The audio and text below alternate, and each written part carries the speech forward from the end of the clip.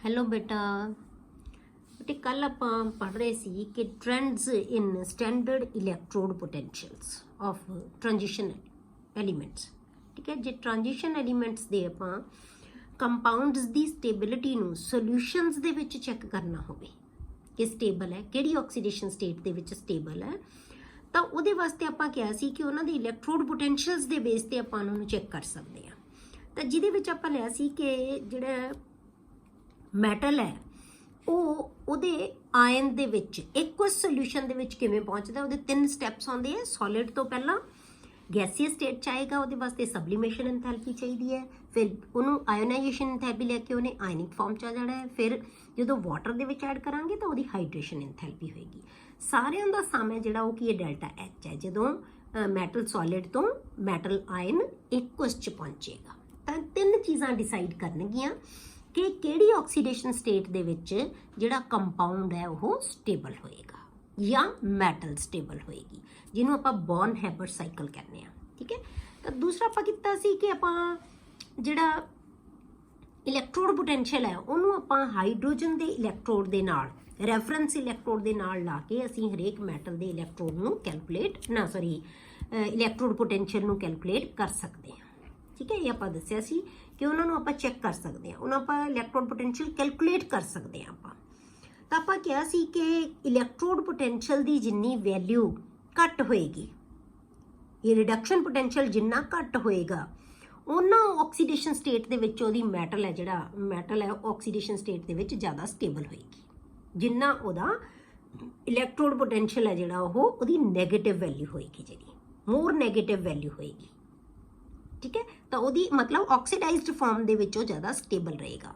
ਇਹਦਾ ਮਤਲਬ ਉਹਦੀ ਰਿਡਕਸ਼ਨ ਨਹੀਂ ਹੋਏਗੀ, ਉਹ ਮੈਟਲ ਫਾਰਮ ਦੇ ਵਿੱਚ ਨਹੀਂ ਆਏਗਾ।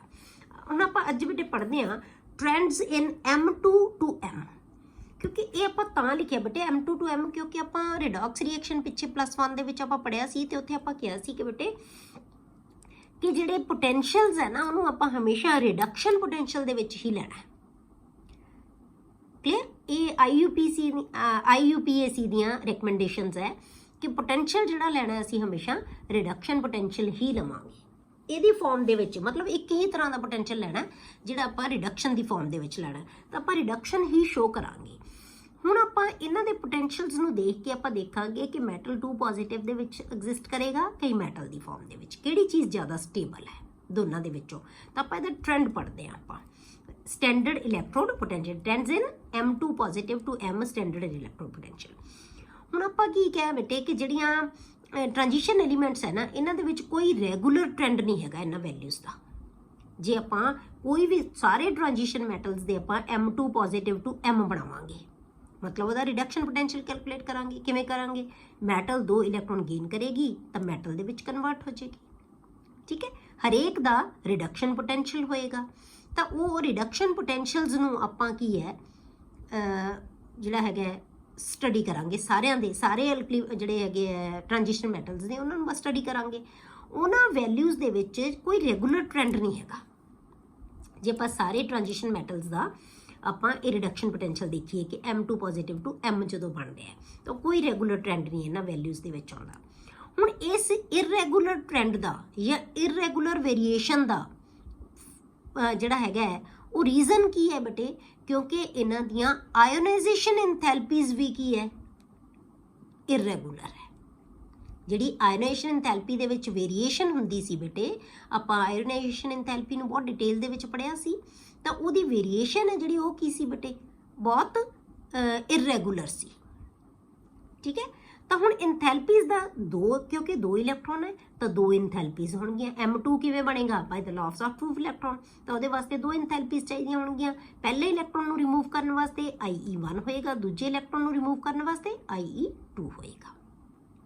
ਠੀਕ ਹੈ, ਹੁਣ ਜੇ ਇਹਨਾਂ ਦੋਨਾਂ ਜਿਹੜੀਆਂ ਐਂਥੈਲਪੀਜ਼ ਦੇ ਸਮ ਦੇ ਉੱਤੇ ਡਿਪੈਂਡ ਕਰੇਗਾ ਕਿ M2 ਪੋਜ਼ਿਟਿਵ ਐਗਜ਼ਿਸਟ ਕਰੇਗਾ ਕਿ ਨਹੀਂ ਕਰੇਗਾ। ਠੀਕ ਹੈ, ਦੂਜੀ ਚੀਜ਼ ਕੀ ਹੈ, ਸਬਲੀਮੇਸ਼ਨ ਐਨਰਜੀਜ਼ ਉਹਨਾਂ ਦੀਆਂ, ਕਿਉਂਕਿ ਆਪਾਂ ਕਿਹਾ ਕਿ 3 ਚੀਜ਼ਾਂ ਉਹਦੇ ਵਿੱਚ। ਠੀਕ ਹੈ, 3 ਚੀਜ਼ਾਂ ਆਪਾਂ ਲਈਆਂ ਕਿ ਉਹਦੀ ਸਬਲੀਮੇਸ਼ਨ ਐਨਰਜੀ ਹੈ, ਉਹਦੀ ਆਇਓਨਾਈਜੇਸ਼ਨ ਐਂਥੈਲਪੀ ਹੈ ਤੇ ਹਾਈਡਰੇਸ਼ਨ ਐਂਥੈਲਪੀ ਹੈ। ਇਹੀ ਤਿੰਨੇ ਚੀਜ਼ਾਂ ਡਿਸਾਈਡ ਕਰਨਗੀਆਂ ਕਿ ਜਿਹੜਾ ਇਹ ਪੋਜ਼ਿਟਿਵ ਹੈ ਇਹ ਐਗਜ਼ਿਸਟ ਕਰੇਗਾ ਕਿ ਨਹੀਂ ਕਰੇਗਾ। ਹੁਣ ਆਪਾਂ M2 ਪੋਜ਼ਿਟਿਵ ਦੀ ਗੱਲ ਕਰ ਰਹੇ ਹਾਂ। 2 ਪੋਜ਼ਿਟਿਵ ਵਾਸਤੇ ਸਾਨੂੰ ਦੋ ਇੰਥੈਲਪੀਜ਼ ਚਾਹੀਦੀਆਂ, IE1 ਐਂਡ I2। ਇਹ ਡਿਸਾਈਡ ਕਰੇਗਾ ਕਿ ਇੰਥੈਲਪੀਜ਼ ਇੰਨੀਆਂ ਸਮ ਐਨਰਜੀ ਦਾ ਚਾਹੀਦਾ ਹੈ। ਦੂਜੀ ਚੀਜ਼ ਉਹਨੂੰ ਸਬਲੀਮੇਸ਼ਨ ਐਨਰਜੀ ਚਾਹੀਦੀ ਹੈ। ਤੀਜੀ ਚੀਜ਼ ਉਹਦੀ ਹਾਈਡਰੇਸ਼ਨ ਇੰਥੈਲਪੀ ਹੈ। ਠੀਕ ਹੈ, ਇਹ ਆਪਾਂ ਤਿੰਨੇ ਚੀਜ਼ਾਂ ਆਪਾਂ ਹੁਣ ਟੇਬਲ ਦੇ ਵਿੱਚ, ਟੇਬਲ ਦੀ ਫਾਰਮ ਦੇ ਵਿੱਚ ਦੱਸਦੇ ਹਾਂ, ਆਪਾਂ ਦਿਖਾਉਂਦੇ ਹਾਂ। ਉਹਨਾਂ ਨੂੰ ਦੇਖ ਕੇ ਫਿਰ ਆਪਾਂ ਕੀ ਹੈ, ਇਹਨਾਂ ਦੇ ਅਲੱਗ-ਅਲੱਗ ਟ੍ਰੈਂਡਸ ਹੈ ਜਿਹੜੇ ਉਹ ਪੜਾਂਗੇ ਕੀ ਹੋਣਗੇ। ਠੀਕ ਹੈ, ਇਹਨਾਂ ਦੇ ਅਲੱਗ-ਅਲੱਗ ਟ੍ਰੈਂਡਸ ਹੈ ਆਪਾਂ ਜਿਹੜੇ ਫਿਰ ਦੇਖਾਂਗੇ। ਹੁਣ ਆਪਾਂ ਟੇਬਲ ਬਣਾਇਆ ਹੋਇਆ ਬੇਟੇ, ਇਹ ਆਪਾਂ ਪਹਿਲਾਂ, ਕਿਉਂਕਿ NCERT ਬੁੱਕ ਦੇ ਵਿੱਚੋਂ ਹੀ ਲਿਆ ਮੈਂ, ਤੇ NCERT ਦੇ ਵਿੱਚ ਸਿਰਫ ਤੁਹਾਨੂੰ ਪਹਿਲੀ ਟ੍ਰਾਂਜੀਸ਼ਨ ਵਾਲੀ ਜਿਹੜੀ ਸੀਰੀਜ਼ ਹੈ ਉਹਦੀ ਹੀ ਡਿਸਕਸ਼ਨ ਹੈ। ਠੀਕ ਹੈ, ਤਾਂ ਹੁਣ ਆਪਾਂ ਇਹ ਤੁਹਾਨੂੰ ਜਿਹੜੀ ਹੈਗੀ ਹੈ M2 ਪੋਜ਼ਿਟਿਵ ਟੂ M ਵਾਸਤੇ ਆਇਨਾਈਜ਼ੇਸ਼ਨ ਇੰਥੈਲਪੀ ਦਿੱਤੀ ਹੋਈ ਹੈ।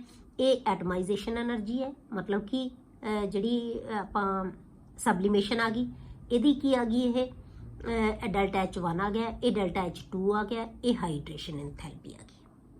ਕਲੀਅਰ।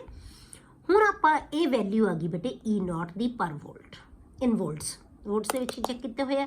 ਇਹ ਆ ਗਏ ਬੇਟੇ ਤੁਹਾਡੇ ਕੋਲੇ ਇਹਨਾਂ ਦੀਆਂ ਵੈਲਿਊਜ਼। ਇਹ ਸਾਰਿਆਂ ਦੇ ਉੱਤੇ ਡਿਪੈਂਡ ਕਰਦੀ ਹੈ, ਇਹ ਵੈਲਿਊ ਤਿੰਨੋਂ ਐਨਰਜੀਜ਼ ਦੇ ਉੱਤੇ ਡਿਪੈਂਡ ਕਰਦੀ ਹੈ। ਇਹ ਜਿਹੜੀਆਂ ਦੋ ਤਾਂ ਆਇਨਾਈਜ਼ੇਸ਼ਨ ਇੰਥੈਲਪੀ ਦੇ ਸਮ, ਫਿਰ ਇਹ ਤੁਹਾਡੇ ਕੋਲੇ ਆ ਗਈ ਜਿਹੜੀ ਇੰਥੈਲਪੀ ਆਫ ਸਬਲੀਮੇਸ਼ਨ ਜਿਹਨੂੰ ਕਹਿ ਦਿੰਦੇ ਆਪਾਂ, ਤਾਂ ਆ ਗਈ ਇੰਥੈਲਪੀ ਆਫ ਹਾਈਡਰੇਸ਼ਨ। ਇਹਨਾਂ ਸਾਰਿਆਂ ਦੇ ਸਮ ਦੇ ਉੱਤੇ ਡਿਪੈਂਡ ਕਰੇਗੀ ਇਹ ਵੈਲਿਊ। ਜਦੋਂ ਬੇਟੇ ਆਪਾਂ ਇਹਨੂੰ ਵੈਲਿਊ ਨੂੰ ਚੈੱਕ ਕਰਦੇ ਆ ਨਾ, ਤੇ ਇਹਦੇ ਵਿੱਚ ਕੀ ਹੈ, ਨੈਗੇਟਿਵ ਵੈਲਿਊ ਡਿਕਰੀਜ਼ ਹੁੰਦੀ ਜਾਂਦੀ ਹੈ ਜਨਰਲੀ, ਵਿੱਚ ਐਕਸੈਪਸ਼ਨਸ ਤਾਂ ਹੈਗੀਆਂ। ਜਨਰਲੀ ਆਪਾਂ ਕਹਿੰਦੇ ਆ ਕਿ ਡਿਕਰੀਜ਼ ਹੁੰਦੀ ਜਾਂਦੀ ਹੈ।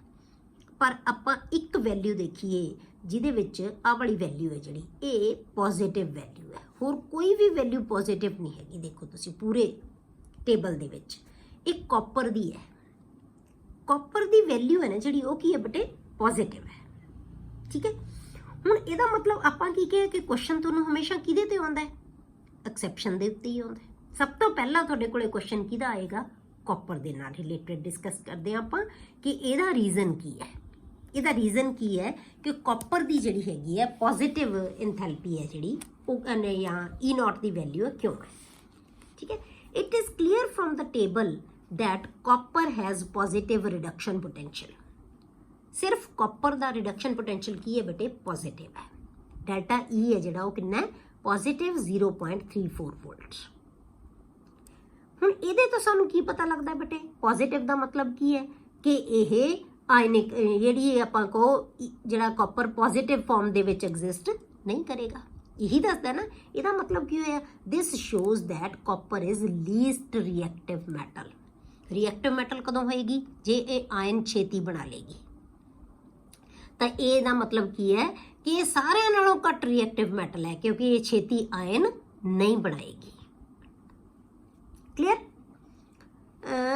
Copper is unable to liberate hydrogen from acids। ਇਹਦੀ ਵਜ੍ਹਾ ਕਰਕੇ, ਕਿਉਂਕਿ ਇਹ ਲੀਸਟ ਰਿਐਕਟਿਵ ਹੈ, ਪਹਿਲੀ ਸੀਰੀਜ਼ ਦੇ ਵਿੱਚੋਂ ਸਭ ਤੋਂ ਘੱਟ ਰਿਐਕਟਿਵ ਹੈ, ਇਸੇ ਕਰਕੇ ਇਹ ਐਸਿਡਸ ਦੇ ਵਿੱਚੋਂ ਹਾਈਡਰੋਜਨ ਜਿਹੜੀ ਹੈਗੀ ਹੈ ਰਿਲੀਜ਼ ਜਾਂ ਲਿਬਰੇਟ ਨਹੀਂ ਕਰ ਸਕਦੀ। ਮਤਲਬ ਕਿ ਐਸਿਡਸ ਦੇ ਵਿੱਚ ਹਾਈਡਰੋਜਨ ਨੂੰ ਇਹ ਆਪ ਆਕਸੀਡਾਈਜ਼ ਹੋ ਕੇ ਉਹਨੂੰ ਰਿਡਿਊਸ ਨਹੀਂ ਕਰ ਸਕਦੀ। ਐਸਿਡ ਦੇ ਵਿੱਚ ਆਚਨ ਹੈ ਜਿਹੜਾ, ਉਹਨੂੰ ਇਲੈਕਟ੍ਰੋਨ ਦੇ ਨਹੀਂ ਸਕਦੀ, ਤਾਂ ਹੀ ਉਹ ਰਿਡਿਊਸ ਹੋਏਗਾ ਨਾ। ਤਾਂ ਜਿਹੜੀਆਂ ਮੈਟਲਸ ਐਕਟਿਵ ਹੁੰਦੀਆਂ ਨਾ ਬੇਟੇ, ਉਹ ਆਪ ਆਕਸੀਡਾਈਜ਼ ਹੋ ਜਾਂਦੀਆਂ, ਇਲੈਕਟ੍ਰੋਨ ਲੂਜ਼ ਕਰ ਦਿੰਦੀਆਂ। ਕਿਹਨੂੰ ਦੇ ਦਿੰਦੀਆਂ, ਐਸਿਡ ਦੇ ਵਿੱਚੋਂ ਹਾਈਡਰੋਜਨ ਨੂੰ, H ਆਇਨ ਨੂੰ। ਜਦੋਂ ਇਲੈਕਟ੍ਰੋਨ ਮਿਲ ਗਿਆ ਤਾਂ ਉਹ ਕਾਚ ਕਨਵਰਟ ਹੋ ਜਾਏਗੀ, ਹਾਈਡਰੋਜਨ ਦੇ ਵਿੱਚ। ਤਾਂ ਐਕਟਿਵ ਮੈਟਲਸ ਹਮੇਸ਼ਾ ਐਸਿਡਸ ਦੇ ਵਿੱਚੋਂ ਹਾਈਡਰੋਜਨ ਲਿਬਰੇਟ ਕਰ ਸਕਦੀਆਂ। ਪਰ ਕਾਪਰ ਹੈ ਜਿਹੜੀ, ਇਹ ਕਿਉਂਕਿ ਲੀਸਟ ਰਿਐਕਟਿਵ ਮੈਟਲ ਹੈ, ਆਪਾਂ ਪਹਿਲਾਂ ਵੀ ਸਟੱਡੀ ਕੀਤਾ ਹੋਇਆ ਜਦੋਂ, ਠੀਕ ਹੈ, 1 ਦੇ ਵਿੱਚ ਆਪਾਂ ਸਟੱਡੀ ਕੀਤਾ ਸੀ ਕਿ ਕਾਪਰ ਹੈ ਜਿਹੜਾ, ਇਹ ਕੀ ਹੈ, ਲੀਸਟ ਰਿਐਕਟਿਵ ਹੈ, ਇਸ ਕਰਕੇ ਹਾਈਡਰੋਜਨ ਲਿਬਰੇਟ ਨਹੀਂ ਕਰਦੀ। ਠੀਕ ਹੈ, ਕਾਪਰ ਮੈਟਲ ਹੈ ਜਿਹੜੀ। Due to this unique behaviour, ਇਸੇ ਬਿਹੇਵੀਅਰ ਕਰਕੇ ਡੈਲਟਾ H ਹੈ ਜਿਹੜਾ ਨਾ, ਸੌਰੀ E0 ਹੈ ਜਿਹੜੀ, ਇਹਦੀ ਵੈਲਿਊ ਉਹ ਕੀ ਹੁੰਦੀ ਹੈ, ਪੋਜ਼ਿਟਿਵ ਹੈ। Clear? The high energy required to convert copper to positive is not balanced by its hydration enthalpy। कि ਜਿਹੜੀ ਇਹਦੀ IE1 ਤੇ IE2 ਦੀ ਵੈਲਿਊ ਹੈ ਉਹ ਇੰਨੀ ਜ਼ਿਆਦਾ ਹੁੰਦੀ ਹੈ ਬੇਟੇ, ਇੰਨੀ ਜ਼ਿਆਦਾ ਹੁੰਦੀ ਹੈ ਕਿ ਜਿਹੜੀ ਉਹਦੀ ਹਾਈਡਰੇਸ਼ਨ ਇੰਥੈਲਪੀ ਹੈ ਨਾ, ਉਹਨੂੰ ਬੈਲੈਂਸ ਨਹੀਂ ਕਰ ਪਾਉਂਦੀ। ਤੁਸੀਂ ਦੇਖੋ ਜੇ ਆਪਾਂ ਕਾਪਰ ਦੀਆਂ ਇੰਥੈਲਪੀਜ਼ ਲਈਏ, ਪਹਿਲੀ ਇੰਥੈਲਪੀ ਇੰਨੀ ਹੈ, ਦੂਜੀ ਇੰਥੈਲਪੀ ਦੇਖੋ ਤੁਸੀਂ ਸਭ ਨਾਲੋਂ ਜ਼ਿਆਦਾ ਇੰਥੈਲਪੀ ਹੈ ਇਹਦੀ। ਠੀਕ ਹੈ, ਸਾਰੀਆਂ ਮੈਟਲਸ ਦੇ ਇੰਥੈਲਪੀਜ਼ ਨਾਲੋਂ ਜ਼ਿਆਦਾ ਇੰਥੈਲਪੀ ਕਿਹਦੀ ਹੈ? ਕਾਪਰ ਦੀ ਹੈ। ਇਹਨਾਂ ਦੋਨਾਂ ਦਾ H ਜਿਹੜਾ IE1 ਤੇ IE2 ਹੈ ਜਿਹੜਾ, ਠੀਕ ਹੈ, ਇਹ ਦੋਨੋਂ ਵੈਲਿਊਜ਼ ਦਾ ਸਮ ਜਿਹੜਾ ਹੈਗਾ ਉਹਨੂੰ ਹਾਈਡਰੇਸ਼ਨ ਇੰਥੈਲਪੀ ਤਾਂ ਭਾਵੇਂ ਉਹਨਾਂ ਦੇ ਕੰਪੈਰੀਟਿਵ ਹੀ ਹੈ ਨਾ, ਜਿਵੇਂ ਇਹਦੀ ਵੀ ਇੰਨੀ ਹੈ, ਇਹਦੀ ਵੀ ਇੰਨੀ ਹੈ, ਪਰ ਇਹਦੇ ਕੰਪੈਰੀਟਿਵਲੀ ਦੀ ਜਿਹੜੀ ਇੰਥੈਲਪੀ ਹੈ ਉਹ ਬਹੁਤ ਜ਼ਿਆਦਾ ਹੈ। ਤਾਂ ਹੁਣ ਇਹ ਜਿਹੜੀ ਹਾਈਡਰੇਸ਼ਨ ਇੰਥੈਲਪੀ ਰਿਲੀਜ਼ ਹੁੰਦੀ ਹੈ ਨਾ ਪਾਣੀ ਦੇ ਵਿੱਚ ਘੁਲਣ ਨਾਲ, ਉਹ એનર્ਜੀ ਰਿਲੀਜ਼ਡ ਹੈ ਨਾ ਜਿਹੜੀ, ਇਸ એનર્ਜੀ ਨੂੰ ਬੈਲੈਂਸ ਨਹੀਂ ਕਰ ਪਾਉਂਦੀ ਕਿ ਇੰਨੀ ਜ਼ਿਆਦਾ એનર્ਜੀ ਇਹਨੂੰ ਚਾਹੀਦੀ ਹੈ ਆਇਨ ਬਣਾਉਣ ਵਾਸਤੇ। ਤਾਂ ਰੀਜ਼ਨ ਅਸੀਂ ਇਹੀ ਦੇਵਾਂਗੇ ਕਿ ਕਾਪਰ ਦਾ ਜਿਹੜਾ ਇਲੈਕਟ੍ਰੋਡ ਪੋਟੈਂਸ਼ੀਅਲ ਹੈ ਉਹ ਪੋਜ਼ਿਟਿਵ ਕਿਉਂ ਹੁੰਦਾ ਹੈ? ਕਿਉਂਕਿ ਜਿਹੜੀ ਹਾਈਡਰੇਸ਼ਨ ਇੰਥੈਲਪੀ ਹੈ ਉਹ ਉਹਦੀਆਂ IE1 ਤੇ IE2 ਦੇ ਸਮ ਨੂੰ ਬੈਲੈਂਸ ਨਹੀਂ ਕਰ ਪਾਉਂਦੀ। ਠੀਕ ਹੈ, ਇਸੇ ਕਰਕੇ ਜਿਹੜਾ ਇਹਦਾ ਇਲੈਕਟ੍ਰੋਡ ਪੋਟੈਂਸ਼ੀਅਲ ਹੈ ਉਹ ਪੋਜ਼ਿਟਿਵ ਆਉਂਦਾ ਹੈ। High energy required to convert Cu to Cu2 positive is not balanced by its hydration enthalpy। ਇਸੇ ਕਰਕੇ ਇਹਦੀ ਪੋਜ਼ਿਟਿਵ ਵੈਲਿਊ ਆਉਂਦੀ ਹੈ। ਹੁਣ ਆਪਾਂ ਜਨਰਲੀ ਜੇ ਦੇਖੀਏ, ਮੈਂ ਤੁਹਾਨੂੰ ਦਿਖਾਇਆ ਸੀ ਟੇਬਲ ਦੇ ਵਿੱਚ, in general the values become less negative across the series. ਜਿਵੇਂ ਆਪਾਂ ਸੀਰੀਜ਼ ਦੇ ਵਿੱਚ ਜਾਂਦੇ ਹਾਂ ਤਾਂ ਵੈਲਿਊ ਹੈ ਤਕਰੀਬਨ ਘਟਦੀ ਜਾਂਦੀ ਹੈ। ਐਕਸੈਪਸ਼ਨਸ ਹੈਗੀਆਂ, ਵੇਰੀਏਸ਼ਨਸ ਹੈਗੀਆਂ, ਪਰ ਆਪਾਂ ਜੇ ਜਨਰਲੀ ਦੇਖੀਏ ਤਾਂ ਇਹਦੀ ਜਿਹੜੀ ਨੈਗੇਟਿਵ ਵੈਲਿਊ ਹੈ ਨਾ ਅਕ੍ਰੋਸ ਦ ਸੀਰੀਜ਼ ਘਟਦੀ ਜਾਂਦੀ ਹੈ। ਹੁਣ ਇਹਦਾ ਰੀਜ਼ਨ ਕੀ ਹੈ? ਕਿਉਂਕਿ ਪਲੱਸ ਜਿਹੜਾ IE1 ਤੇ IE2 ਦੀ ਵੈਲਿਊ ਹੈ ਉਹ ਕੀ ਹੈ? ਜਨਰਲੀ ਇਨਕਰੀਜ਼ ਹੁੰਦੀ ਜਾਂਦੀ ਹੈ। ਕਿਉਂ? ਕਿਉਂਕਿ ਆਪਾਂ ਕਹਿੰਦੇ ਆ ਕਿ ਜਿਹੜਾ ਸਾਈਜ਼ ਹੈ ਪੀਰੀਅਡ ਦੇ ਵਿੱਚ ਉਹ ਡਿਕਰੀਜ਼ ਹੁੰਦਾ ਜਾਂਦਾ ਹੈ। ਇਹੀ ਆਪਾਂ ਪੜ੍ਹਿਆ ਸੀ, ਸਾਈਜ਼ ਡਿਕਰੀਜ਼ ਹੁੰਦਾ ਜਾਂਦਾ ਹੈ। ਜਿਵੇਂ ਜਿਵੇਂ ਸਾਈਜ਼ ਡਿਕਰੀਜ਼ ਹੁੰਦਾ ਜਾਏਗਾ ਤਾਂ ਇੰਥੈਲਪੀ ਦੀ ਵੈਲਿਊ ਵੱਧਦੀ ਜਾਏਗੀ। ਤਾਂ IE1 ਤੇ IE2 ਦੀ ਵੈਲਿਊ ਹੈ ਜਿਹੜੀ, ਉਹਦਾ ਸਮ ਹੈ ਜਿਹੜਾ ਉਹ ਵੱਧਦਾ ਜਾਂਦਾ ਹੈ। Generally exceptions are there. Generally ਆਪਾਂ ਕਹਿੰਦੇ ਆ ਕਿ ਇਹਨਾਂ ਦਾ ਸਮ ਵੱਧਦਾ ਜਾਂਦਾ ਹੈ।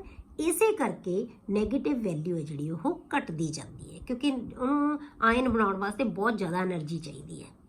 ਤਾਂ ਆਇਨ ਬਣਾਉਣ ਦੀ ਟੈਂਡੈਂਸੀ ਹੈ ਥੋੜੀ ਲੂਜ਼ ਹੁੰਦੀ ਜਾਂਦੀ ਹੈ। ਕਿਉਂ?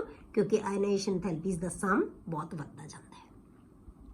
ਕਲੀਅਰ ਹੋ ਗਿਆ? ਜਨਰਲੀ ਜੇ ਆਪਾਂ ਦੇਖਣਾ ਹੋ, ਪਰ ਆਪਾਂ ਤਾਂ ਹੁਣ ਐਕਸੈਪਸ਼ਨਸ ਨੂੰ ਹੀ ਪੜਾਂਗੇ। The values of, ਹੁਣ ਆਪਾਂ ਹੋਰ ਚੀਜ਼ ਇਹਦੇ ਵਿੱਚੋਂ ਕੀ ਦੇਖਣੀ ਹੈ? The values of E0 of Mn and Zn are more negative than expected from the trend। ਆਪਾਂ ਕਹਿੰਦੇ ਕਿ ਨੈਗੇਟਿਵ ਵੈਲਿਊ ਘਟਦੀ ਜਾਣੀ ਚਾਹੀਦੀ ਹੈ, ਕਿਉਂਕਿ ਇਹ ਵੈਲਿਊਜ਼ ਵੱਧਦੀਆਂ ਜਾਂਦੀਆਂ ਤਾਂ ਜਿਹੜੀ E0 ਦੀ ਵੈਲਿਊ ਘਟਦੀ ਜਾਏਗੀ। ਜਨਰਲੀ ਆਪਾਂ ਇਹ ਹੋਣਾ ਚਾਹੀਦਾ, ਪਰ ਇਹਦੇ ਐਕਸੈਪਸ਼ਨਲੀ ਜਿਹੜੇ Mn ਤੇ Zn ਦੀਆਂ ਵੈਲਿਊਜ਼ ਜ਼ਿਆਦਾ ਨੈਗੇਟਿਵ ਹੈ। ਜ਼ਿਆਦਾ ਨੈਗੇਟਿਵ ਹੋਣ ਦਾ ਕਾਰਨ ਕੀ ਹੈ ਬੇਟੇ? ਕਿ ਜਿਹੜਾ Mn ਹੈ ਇਹਦਾ ਹਾਫ ਫਿਲਡ ਡੀ ਆਰਬਿਟਲ ਹੁੰਦਾ ਹੈ ਜਦੋਂ ਇਹ 2 ਪੋਜ਼ਿਟਿਵ ਬਣਾ ਲੈਂਦਾ ਹੈ। ਮਤਲਬ 2 ਪੋਜ਼ਿਟਿਵ ਕਿਵੇਂ ਬਣਾਏਗਾ? ਇਹ એનર્ਜੀਜ਼ ਗੇਨ ਕਰਕੇ, ਪਰ ਇਹ ਗੇਨ ਕਰਨ ਤੋਂ ਬਾਅਦ ਇਹ ਸਟੇਬਲ ਬਣ ਜਾਂਦਾ ਹੈ। ਸਟੇਬਲ ਦਾ ਮਤਲਬ ਕਿ એનર્ਜੀ ਉਹ 'ਚੋਂ ਰਿਲੀਜ਼ ਹੋਏਗੀ, ਉਹਦੀ ਸਟੇਬਿਲਿਟੀ ਹੈ। ਸਟੇਬਿਲਿਟੀ ਦਾ ਮਤਲਬ એનર્ਜੀ ਘੱਟ ਹੈ ਉਹਦੇ ਕੋਲੇ। ਠੀਕ ਹੈ, ਜਿੰਨੀ એનર્ਜੀ ਘੱਟ ਹੁੰਦੀ ਹੈ ਕਿਸੇ ਸਪੀਸ਼ੀਜ਼ ਦੀ, ਉਨੀ ਉਹਦੀ ਸਟੇਬਿਲਿਟੀ ਜ਼ਿਆਦਾ ਹੁੰਦੀ ਹੈ। ਕਿਉਂਕਿ ਇਹ Mn2 ਪੋਜ਼ਿਟਿਵ ਬਣਨ ਤੋਂ ਬਾਅਦ ਇਹ D5 ਕਨਫਿਗਰੇਸ਼ਨ ਰਹਿ ਜਾਂਦੀ ਹੈ। ਤਾਂ D5 ਕਨਫਿਗਰੇਸ਼ਨ ਕੀ ਹੁੰਦੀ ਹੈ ਬੇਟੇ? ਸਟੇਬਲ ਹੁੰਦੀ ਹੈ। ਇਸ ਕਰਕੇ Mn2 ਪੋਜ਼ਿਟਿਵ ਹੈ ਜਿਹੜਾ ਉਹ ਸਟੇਬਲ ਹੁੰਦਾ ਹੈ, ਇਸ ਕਰਕੇ ਇਹਦੀ ਵੈਲਿਊ ਨੈਗੇਟਿਵ ਹੈ। ਤਾਂ ਆਪਾਂ ਕਿਹਾ ਕਿ ਜਿੰਨੀ ਵੈਲਿਊ ਨੈਗੇਟਿਵ ਜ਼ਿਆਦਾ ਹੋਏਗੀ ਇਹਦੀ, ਉਨਾ ਇਹ ਆਇਨਿਕ ਫਾਰਮ ਦੇ ਵਿੱਚ ਐਗਜ਼ਿਸਟ ਕਰੇਗਾ। ਜਿੰਨੀ ਇਹਦੀ ਵੈਲਿਊ ਪੋਜ਼ਿਟਿਵ ਹੋਏਗੀ, ਠੀਕ, ਜਾਂ ਨੈਗੇਟਿਵ ਘਟਦੀ ਜਾਏਗੀ, ਤਾਂ ਉਨੀ ਇਹਦੀ ਆਇਨ ਦੀ ਸਟੇਬਿਲਿਟੀ ਘਟਦੀ ਜਾਏਗੀ। ਆਇਨ ਦੀ ਸਟੇਬਿਲਿਟੀ ਕਦੋਂ ਜ਼ਿਆਦਾ ਹੋਏਗੀ ਬੇਟੇ? ਜਦੋਂ ਉਹਦੀ ਨੈਗੇਟਿਵ ਵੈਲਿਊ ਜ਼ਿਆਦਾ ਹੈ। ਤਾਂ ਨੈਗੇਟਿਵ ਵੈਲਿਊ ਜ਼ਿਆਦਾ ਹੈ ਇਹਦੀ। ਕਿਉਂ? ਕਿਉਂਕਿ ਆਇਨ ਬਣਾ ਕੇ ਇਹ 3D5 ਹੋ ਜਾਂਦਾ ਹੈ, ਸਟੇਬਲ ਕਨਫਿਗਰੇਸ਼ਨ ਬਣ ਜਾਂਦੀ ਹੈ। ਐਕਸਟਰਾ ਸਟੇਬਿਲਿਟੀ ਹੁੰਦੀ ਹੈ ਨਾ ਹਾਫ ਫਿਲਡ ਤੇ ਫੁੱਲੀ ਫਿਲਡ ਦੀ, ਇਸੇ ਕਰਕੇ। ਇਸੇ ਤਰ੍ਹਾਂ Zn ਦੀ ਕੀ ਹੈ? ਕੰਪਲੀਟਲੀ ਫਿਲਡ ਕਨਫਿਗਰੇਸ਼ਨ ਹੈ, 3D10 ਹੈ ਇਹਦੇ ਕੋਲੇ। ਇਸ ਕਰਕੇ ਦੋਨਾਂ ਦੀਆਂ ਵੈਲਿਊਜ਼ ਜਿਹੜੀ ਹੈਗੀ ਆ ਉਹ ਜ਼ਿਆਦਾ ਨੈਗੇਟਿਵ ਹੈ ਜਿਹੜੇ ਜਨਰਲ ਟ੍ਰੈਂਡ ਨਾਲੋਂ। ਹੁਣ ਆਪਾਂ ਇਹਦੇ ਵਿੱਚ ਦੇਖਦੇ ਹਾਂ, ਆਪਾਂ Mn ਦੀ ਗੱਲ ਕੀਤੀ ਹੈ। ਦੇਖੋ ਤੁਸੀਂ ਇੱਥੇ ਘਟਦੀ ਜਾਣੀ ਸੀ, ਪਰ ਇਹਦੀ ਕੀ ਹੈ? -1.18, ਇਹਦੇ ਨਾਲੋਂ ਵੱਧ ਹੈ, ਇਹਦੀ ਨੈਗੇਟਿਵ ਜ਼ਿਆਦਾ ਹੋਗੀ। ਹੁਣ ਆਪਾਂ ਨੀਚੇ ਨੂੰ ਜਾਈਏ ਤਾਂ ਫਿਰ ਘਟਣੀ ਜਾ, ਦੇਖੋ ਇਹਨਾਂ ਦੀ ਕਿੰਨੀ ਘੱਟ ਹੈ, ਪਰ ਜ਼ਿੰਕ ਦੀ ਇਹਨਾਂ ਦੇ ਕੰਪੈਰੀਟਿਵਲੀ ਕਿੰਨੀ ਵੱਧ ਗਈ। ਠੀਕ ਹੈ, ਇਹ ਐਕਸੈਪਸ਼ਨਲੀ ਕੀ ਹੋਗੀ? ਦੋਨਾਂ ਦੀ ਜ਼ਿਆਦਾ ਨੈਗੇਟਿਵ ਹੈ, Mn ਦੀ ਵੀ ਤੇ Zn ਦੀ ਵੀ। ਇਹ ਕਿਉਂ ਹੈ? क्योंकि आयनिक फॉर्म ਦੇ ਵਿੱਚ टू फॉर्म ਜਿਹੜਾ टू पॉजिटिव ਜਿਹੜੀ ਆਕਸੀਡੇਸ਼ਨ ਸਟੇਟ ਦੇ ਵਿੱਚ ਹੈ ਇਹਨਾਂ ਦੀ ਸਟੇਬਿਲਿਟੀ ਜ਼ਿਆਦਾ ਹੈ ਇਸ ਕਰਕੇ ਇਹ ਆਇਨ ਬਣਾਉਣਗੇ ਠੀਕ ਹੈ ਇਹ ਆਇਨਿਕ ਫਾਰਮ ਦੇ ਵਿੱਚ ਸਟੇਬਲ ਕੰਪਾਊਂਡਸ ਹੈ ਤਾਂ ਆਪਾਂ E0 ਦੀਆਂ ਵੈਲਿਊਜ਼ ਦੇਖ ਕੇ ਬੇਟੇ ਦੱਸ ਸਕਦੇ ਹਾਂ ਕਿ ਕੰਪਾਊਂਡ ਦੇ ਵਿੱਚ ਇਹਦੀ ਕਿਹੜੀ ਆਕਸੀਡੇਸ਼ਨ ਸਟੇਟ ਦੇ ਵਿੱਚ ਇਹ ਜ਼ਿਆਦਾ ਸਟੇਬਲ ਰਹੇਗਾ ਇਹਨੂੰ ਨਾ ਬਹੁਤ ਧਿਆਨ ਨਾਲ ਬੇਟੇ ਸਮਝਣਾ ਹੈ ਤਾਂ ਫਿਰ ਤੁਸੀਂ ਕੁਐਸਚਨਸ ਦੇ ਆਨਸਰ ਬਹੁਤ ਈਜ਼ੀਲੀ ਦੇ ਸਕਦੇ ਹੋ ਜੇ ਤੁਹਾਨੂੰ ਸਮਝ ਆ ਗਈ ਇਸ ਚੀਜ਼ ਦੀ ਕੋਈ ਰੱਟੇ ਮਾਰਨ ਵਾਲੀ ਗੱਲ ਨਹੀਂ ਸਿਰਫ ਕਨਫਿਗਰੇਸ਼ਨ ਪਤਾ ਹੋਣੀ ਚਾਹੀਦੀ ਹੈ ਉਹਦੇ ਬੇਸ ਤੇ ਤੁਸੀਂ ਕਲੀਅਰ ਕਰਦੇ ਜਾਓਗੇ ਕਲੀਅਰ ਹੁਣ ਆਪਾਂ ਅਗਲੀ ਚੀਜ਼ ਦੇਖੀਏ E0 value for Ni2 positive is also more negative than expected ਤਾਂ Ni ਦੀ ਵੀ ਥੋੜੀ ਜੀ ਜ਼ਿਆਦਾ ਨੈਗੇਟਿਵ ਵੈਲਿਊ ਆ ਹੁਣ ਇੱਥੇ ਅਸੀਂ ਇਹਦਾ ਨੈਗੇਟਿਵ ਵੈਲਿਊ ਦੇ ਵਿੱਚ ਕੀ ਦੇਵਾਂਗੇ ਨਾ ਬੇਟੇ ਇਹਦੀ ਜਿਹੜੀ ਹਾਈਡਰੇਸ਼ਨ ਐਂਥੈਲਪੀ ਹੈ ਨਾ ਦੇਖੋ ਤੁਸੀਂ ਕੰਪੈਰੀਟਿਵਲੀ ਹਾਈਡਰੇਸ਼ਨ ਐਂਥੈਲਪੀ ਬਹੁਤ ਜ਼ਿਆਦਾ ਹੈ ਨਿਕਲ ਦੀ ਹੁਣ ਇਹਨੂੰ ਅਸੀਂ ਹਾਈਡਰੇਸ਼ਨ ਐਂਥੈਲਪੀ ਨਾਲ ਕਰਦੇ ਹਾਂ E0 value for nickel 2 positive is also more negative than expected. This is because of high enthalpy of hydration for the formation of ion in the solution. ਜਦੋਂ ਇਹ ਆਇਨ ਬਣਾ ਲੈਂਦਾ ਨਾ ਤਾਂ ਸੋਲੂਸ਼ਨ ਦੇ ਵਿੱਚ ਜਾਏਗਾ ਤਾਂ ਉਹਦੀ ਹਾਈਡਰੇਸ਼ਨ ਜਿਹੜੀ ਹਾਈਡਰੇਸ਼ਨ ਐਂਥੈਲਪੀ ਹੁੰਦੀ ਹੈ ਰਿਲੀਜ਼ਡ ਐਂਥੈਲਪੀ ਤਾਂ ਉਹ ਐਂਥੈਲਪੀ ਹੈ ਜਿਹੜੀ ਉਹਦੀ ਵੈਲਿਊ ਜ਼ਿਆਦਾ ਹੁੰਦੀ ਹੈ ਇਸ ਕਰਕੇ ਨਿਕਲ 2 ਪੋਜ਼ਿਟਿਵ ਵੀ ਜ਼ਿਆਦਾ ਸਟੇਬਲ ਹੁੰਦਾ ਹੈ ਮਤਲਬ ਕੀ ਹੈ ਆਇਨਿਕ ਫਾਰਮ ਦੇ ਵਿੱਚ ਕਿਹੜੇ ਕਿਹੜੇ ਜ਼ਿਆਦਾ ਸਟੇਬਲ ਕਰਤੇ ਆਪਾਂ ਕਿ ਇੱਕ ਤਾਂ Mn ਜ਼ਰੂਰ ਪੋਜ਼ਿਟਿਵ 'ਚ ਹੀ ਰਹੇਗਾ 2 ਪੋਜ਼ਿਟਿਵ 'ਚ ਇੱਕ Zn 2 ਪੋਜ਼ਿਟਿਵ 'ਚ ਹੀ ਰਹੇਗਾ ਨਿਕਲ ਵੀ 2 ਪੋਜ਼ਿਟਿਵ 'ਚ ਹੀ ਰਹੇਗਾ ਜ਼ਿਆਦਾ ਠੀਕ ਹੈ ਇਹ ਕਿਉਂ ਹੈ ਤਿੰਨੋਂ ਹੀ ਕਿਉਂ ਹੈ ਕਿਉਂਕਿ ਤਿੰਨੋਂ ਹੀ ਸਟੇਬਲ ਦੋ ਤਾਂ ਆਪਣੀ ਕਨਫਿਗਰੇਸ਼ਨ ਕਰਕੇ ਤੇ ਤੀਜਾ ਜਿਹੜਾ ਨਿਕਲ ਹੈ ਉਹਦੀ ਹਾਈਡਰੇਸ਼ਨ ਐਂਥੈਲਪੀ ਕਰਕੇ ਠੀਕ ਹੈ ਇਹ ਹੋ ਗਏ Mn 2 ਪੋਜ਼ਿਟਿਵ ਦੇ ਵਿੱਚ ਆਪਾਂ ਕੀਤੇ ਸੀ ਹੁਣ ਆਪਾਂ ਕਰਦੇ ਹਾਂ ਬੇਟੇ trends in Mn M3 positive to M2 positive ਹੁਣ ਆਪਾਂ ਦੇਖ ਰਹੇ ਹਾਂ ਕਿ ਇਹਨਾਂ ਦੋਨਾਂ ਦੇ ਵਿੱਚੋਂ 2 ਪੋਜ਼ਿਟਿਵ ਜ਼ਿਆਦਾ ਸਟੇਬਲ ਹੋਏਗਾ ਕਿ 3 ਪੋਜ਼ਿਟਿਵ ਹੈ ਮਤਲਬ ਕਿ ਜੇ Mn3 ਪੋਜ਼ਿਟਿਵ ਹੈ ਉਹ ਇਲੈਕਟ੍ਰੋਨ ਗੇਨ ਕਰਕੇ 2 ਪੋਜ਼ਿਟਿਵ ਬਣਾਉਣ ਦੀ ਕੋਸ਼ਿਸ਼ ਕਰੇਗਾ ਜਾਂ Mn2 ਪੋਜ਼ਿਟਿਵ ਇਲੈਕਟ੍ਰੋਨ ਲੂਜ਼ ਕਰਕੇ 3 ਪੋਜ਼ਿਟਿਵ ਬਣਾਉਣ ਦੀ ਕੋਸ਼ਿਸ਼ ਕਰੇਗਾ ਆਪਾਂ ਜਿਹੜਾ ਲੇਅਰ पोटेंशियल है वो हमेशा रिडक्शन च ही शो करना है मतलब कि Mn3 पॉजिटिव इलैक्ट्रॉन गेन करके Mn2 पॉजिटिव बना रहा है पर दोनों पॉसिबिलिटीज ये हो सकती हैं इलैक्ट्रॉन गेन करेगा तो Mn2 पॉजिटिव च कन्वर्ट हो जाएगा इलैक्ट्रॉन लूज करेगा तो Mn3 पॉजिटिव च कन्वर्ट हो जाएगा पर आप पोटेंशियल हमेशा किहड़ा दिखाने आ रिडक्शन आप रिडक्शन की फॉर्म दे विच ही दिखाना है कि मतलब इलैक्ट्रॉन गेन कर रहा है clear trends in M3 positive to 2 positive standard electrode potential ਹੁਣ ਆਪਾਂ ਇਹਦੀ ਫਾਰਮ ਦੇ ਵਿੱਚ ਇਹਨਾਂ ਦੇਖਦੇ ਹਾਂ ਹੁਣ ਆਪਾਂ ਇਹਨਾਂ ਦਾ ਜਿਹੜਾ ਆਪਾਂ 3 ਪੋਜ਼ਿਟਿਵ ਵਾਲਾ ਜੇ ਆਪਾਂ ਪੋਟੈਂਸ਼ੀਅਲ ਦੇਖੀਏ 3 ਪੋਜ਼ਿਟਿਵ ਟੂ 2 ਪੋਜ਼ਿਟਿਵ ਜਦੋਂ ਬਣਾ ਰਿਹਾ ਉਦੋਂ ਰਿਡਕਸ਼ਨ ਪੋਟੈਂਸ਼ੀਅਲ ਕੀ ਹੈ ਜਦੋਂ ਇਹ ਬਣ ਰਿਹਾ ਹਰੇਕ ਜਦੋਂ ਟਾਈਟੇਨੀਅਮ ਬਣਾਏ ਆਪਾਂ ਨੂੰ ਪਤਾ ਹੈ ਸੈਕੰਡਰੀਅਮ ਤਾਂ ਰਹਿੰਦਾ ਹੀ 3 ਸਟੇਟ 'ਚ ਠੀਕ ਹੈ ਤਾਂ ਆਪਾਂ ਪੜ੍ਹਿਆ ਸੀ ਕੱਲ ਕਿ ਇੱਕ ਐਲੀਮੈਂਟ ਟ੍ਰਾਂਜੀਸ਼ਨ ਐਲੀਮੈਂਟ ਦੇ ਦੱਸੋ ਜਿਹੜਾ 3 ਆਕਸੀਡੇਸ਼ਨ ਸਟੇਟ 'ਚ ਹੀ ਇੱਕੋ ਹੀ ਆਕਸੀਡੇਸ਼ਨ ਸਟੇਟ ਹੁੰਦੀ ਹੈ ਤਾਂ ਇੱਥੇ ਤੋਂ ਤੋਕੀ ਨਹੀਂ ਬਣਦੀ ਉਹਦੀ ਤਾਂ ਸਟੇਬਲ ਹੈਗੀ ਉਹਦੀ ਤਾਂ 3 ਪੋਜ਼ਿਟਿਵ ਠੀਕ ਹੈ ਤਾਂ ਉਹ ਤਾਂ 3 ਪੋਜ਼ਿਟਿਵ 'ਚ ਹੀ ਰਹੇਗਾ ਉਸ ਤੋਂ ਬਾਅਦ ਆ ਗਿਆ ਟਾਈਟੇਨੀਅਮ ਇਹਦੀ ਆਪਾਂ ਵੈਲਿਊ ਦੇਤੀ ਵੈਨੇਡੀਅਮ ਦੀ ਕ੍ਰੋਮੀਅਮ ਦੀ ਮੈਂਗਨੀਜ਼ ਦੀ ਆਇਰਨ ਦੀ ਤੇ ਕੋਬਾਲਟ ਦੀ ਠੀਕ ਹੈ ਇੱਥੋਂ ਤੱਕ ਇਹਨਾਂ ਦੀ ਆਪਾਂ ਵੈਲਿਊਜ਼ ਦਿੱਤੀਆਂ ਹੋਈਆਂ ਅੱਗੋਂ ਆ ਗਿਆ ਤੁਹਾਡੇ ਕੋਲੇ ਜਿਹੜਾ ਨਿਕਲ ਤੇ ਜ਼ਿੰਕ ਆਪਾਂ ਕਰਕੇ ਹਟਿਆ ਕਿ 2 ਪੋਜ਼ਿਟਿਵ ਚੀਜ਼ ਜ਼ਿਆਦਾ ਸਟੇਬਲ ਹੁੰਦੇ ਆ ਉਹਨਾਂ ਦੀਆਂ ਵੈਲਿਊਜ਼ ਹੈ ਜਿਹੜੀਆਂ ਪੋਜ਼ਿਟਿਵ ਹੀ ਆਉਣਗੀਆਂ ਕਿਉਂਕਿ ਉਹ ਰਿਡਿਊਸ ਹੀ ਹੋਣਗੇ ਤੇ ਜ਼ਿੰਕ ਹੈ ਜਿਹੜਾ ਤਾਂ ਬਣਾਉਂਦਾ ਹੀ ਨਹੀਂ 3 'ਚ ਕਿਉਂਕਿ 2 ਹੀ ਇਲੈਕਟ੍ਰੋਨ ਦੇਗਾ ਤੇ 10 ਰਹਿ ਜਾਂਦੇ ਡੀ 'ਚ ਉਹ ਕਦੇ ਵੀ 3 ਆਕਸੀਡੇਸ਼ਨ ਸਟੇਟ ਨਹੀਂ ਬਣਾਉਂਦਾ ਠੀਕ ਹੈ ਆਪਾਂ ਪੜ੍ਹਿਆ ਸੀ ਪਹਿਲਾਂ ਪਿਛਲੇ ਲੈਕਚਰ ਦੇ ਵਿੱਚ ਵੀ ਆਪਾਂ ਕੀਤਾ ਕਿ ਜ਼ਿੰਕ ਹਮੇਸ਼ਾ 2 ਪੋਜ਼ਿਟਿਵ ਹੀ ਆਕਸੀਡੇਸ਼ਨ ਸਟੇਟ ਬਣਾਏਗਾ ਉਹਦੀ ਕਦੇ ਵੀ ਆਕਸੀਡੇਸ਼ਨ ਸਟੇਟ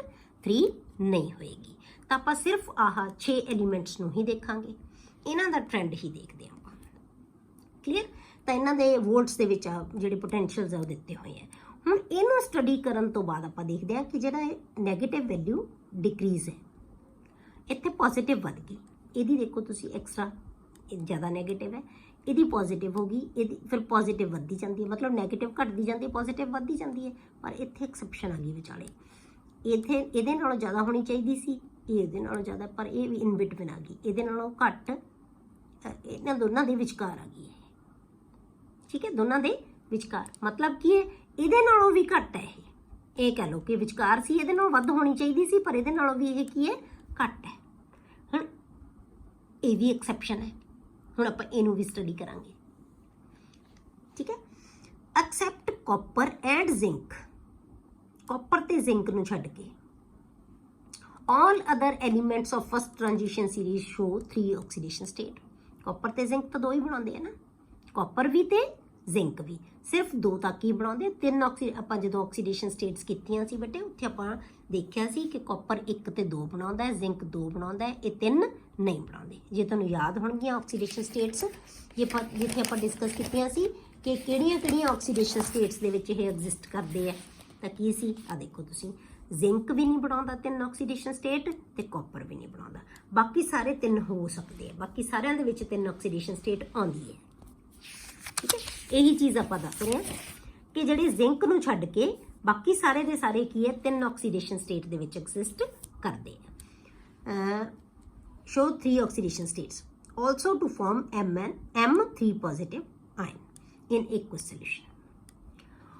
ਹੁਣ ਆਪਾਂ ਇਹਨਾਂ ਨੂੰ ਡਿਸਕਸ ਕਰਦੇ ਹਾਂ, ਇਹਨਾਂ ਦੇ ਵਿੱਚ ਕੀ ਵੇਰੀਏਸ਼ਨਸ ਆਉਂਦੀ ਹੈ ਤੇ ਕੀ ਇਹਨਾਂ ਦਾ ਰੀਜ਼ਨ ਹੈ। ਸਭ ਤੋਂ ਪਹਿਲਾਂ ਸਕੈਂਡੀਅਮ ਦੀ, ਇਹ ਤਾਂ ਆਪਾਂ ਗੱਲ ਹੀ ਅਲੱਗ ਹੈ। Scandium 3 positive is stable due to noble gas configuration. ਇਹ ਤਾਂ ਸਾਨੂੰ ਪਤਾ ਹੈ ਕਿ 3 ਆਕਸੀਡੇਸ਼ਨ ਸਟੇਟ ਕਿਉਂ ਸਟੇਬਲ ਹੈ ਬੇਟੇ, ਕਿਉਂਕਿ ਸਕੈਂਡੀਅਮ ਦਾ ਨੰਬਰ ਕਿੰਨਾ ਹੁੰਦਾ ਹੈ, 21, S ਦੇ 4s ਚ 2 ਇਲੈਕਟ੍ਰੋਨ ਹੈ, D ਦੇ ਵਿੱਚ 1 ਇਲੈਕਟ੍ਰੋਨ ਹੈ, ਇਹ ਤਿੰਨੇ ਇਲੈਕਟ੍ਰੋਨ ਲੂਜ਼ ਕਰਕੇ ਦੀ ਕਨਫਿਗਰੇਸ਼ਨ ਕਿਹਦੇ ਵਰਗੀ ਬਣ ਜਾਏਗੀ, ਆਰਗਨ ਵਰਗੀ। ਨੋਬਲ ਗੈਸ ਕਨਫਿਗਰੇਸ਼ਨ ਹੋਣ ਕਰਕੇ ਇਹਦੀ ਜਿਹੜੀ ਆਕਸੀਡੇਸ਼ਨ ਸਟੇਟ 3 ਹੈ ਪੋਜ਼ਿਟਿਵ, ਇਹ ਸਟੇਬਲ ਹੈ। ਇਹ ਹਮੇਸ਼ਾ ਕੰਪਾਊਂਡ Sc3 ਪੋਜ਼ਿਟਿਵ ਚ ਹੀ ਬਣਾਏਗਾ,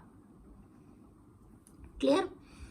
ਉਸ ਤੋਂ ਬਾਅਦ ਆਪਾਂ ਦੇਖਦੇ ਹਾਂ ਬੇਟੇ ਦਾ ਹਾਈ ਵੈਲਿਊ ਫਾਰ Mn ਲਈ ਜਿਹੜੀ ਵੈਲਿਊ ਹਾਈ ਹੈ ਜਿਹੜੀ, ਉਹ shows that Mn2 positive is stable. ਹੁਣ Mn ਦੀ ਦੇਖੋ ਤੁਸੀਂ, ਇੱਕਦਮ ਨੈਗੇਟਿਵ ਤੋਂ ਇੱਕਦਮ ਇੰਨੀ ਪੋਜ਼ਿਟਿਵ ਹੋ ਗਈ ਦੀ ਵੈਲਿਊ, ਇਹਦੀ ਜ਼ਿਆਦਾ ਵੈਲਿਊ ਹੋਣ ਦਾ ਮਤਲਬ ਕੀ ਹੈ ਕਿ ਜਿਹਦਾ ਰਿਡਕਸ਼ਨ ਪੋਟੈਂਸ਼ੀਅਲ ਜ਼ਿਆਦਾ ਹੁੰਦਾ ਹੈ ਬੇਟੇ, ਉਹ ਹਮੇਸ਼ਾ ਰਿਡਿਊਸ ਹੋ ਜਾਂਦਾ ਹੈ। ਇਹਦਾ ਮਤਲਬ ਜਿਹੜਾ Mn3 ਪੋਜ਼ਿਟਿਵ ਤੋਂ Mn2 ਪੋਜ਼ਿਟਿਵ ਦੇ ਵਿੱਚ ਰਿਡਿਊਸ ਹੋ ਜਾਏਗਾ। ਕਿਉਂ? ਕਿਉਂਕਿ Mn2 ਪੋਜ਼ਿਟਿਵ ਦੀ ਕਨਫਿਗਰੇਸ਼ਨ ਜ਼ਿਆਦਾ ਸਟੇਬਲ ਹੈ। ਤੇ ਇਹਦਾ ਮਤਲਬ Mn3 ਪੋਜ਼ਿਟਿਵ ਦੇ ਵਿੱਚ ਸਟੇਬਲ ਨਹੀਂ ਰਹਿੰਦਾ ਕੰਪਾਊਂਡ, ਉਹ 2 ਪੋਜ਼ਿਟਿਵ ਦੇ ਵਿੱਚ ਸਟੇਬਲ ਰਹਿੰਦਾ ਹੈ। ਕਲੀਅਰ ਹੋ ਗਈ ਇਹ ਚੀਜ਼ ਤੁਹਾਨੂੰ? Mn ਹੈ ਜਿਹੜਾ, ਮੈਂਗਨੀਜ਼ ਹੈ ਜਿਹੜਾ, ਉਹ 3 ਆਕਸੀਡੇਸ਼ਨ ਸਟੇਟ ਦੇ ਵਿੱਚ ਜ਼ਿਆਦਾ ਸਟੇਬਲ ਨਹੀਂ ਹੈ। ਕਿਉਂ? ਕਿਉਂਕਿ ਇਹਦਾ ਰਿਡਕਸ਼ਨ ਪੋਟੈਂਸ਼ੀਅਲ ਬਹੁਤ ਹੈ। ਜਿਹਦਾ ਰਿਡਕਸ਼ਨ ਪੋਟੈਂਸ਼ੀਅਲ ਜ਼ਿਆਦਾ ਹੁੰਦਾ ਹੈ ਉਹ ਹਮੇਸ਼ਾ ਰਿਡਿਊਸ ਹੋ ਜਾਂਦਾ ਹੈ।